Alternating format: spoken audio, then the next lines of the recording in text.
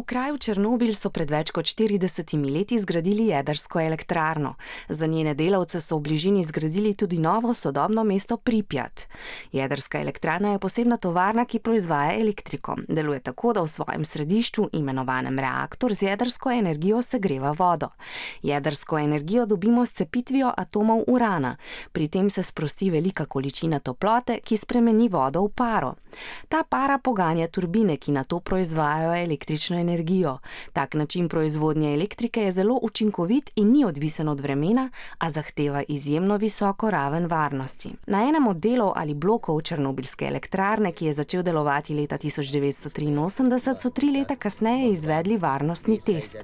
Med testom je šlo zaradi napak v postopku in zmanjšanih varnostnih ukrepov nekaj hudo narobe. Reaktor je postal nestabilen, kar je povzročilo eksplozije in požar.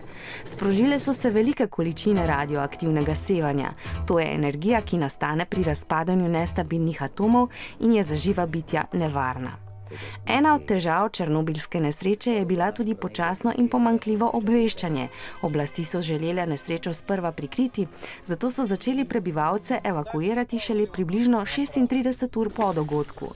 Mesto Pripjat je bilo popolnoma izpraznjeno in ljudje se vanj nikoli niso vrnili.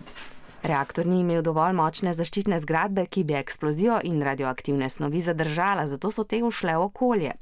Radioaktivni oblak se je razširil po Evropi. Ko so ga zaznali na Švedskem, so sovjetske oblasti nesrečo uradno priznale.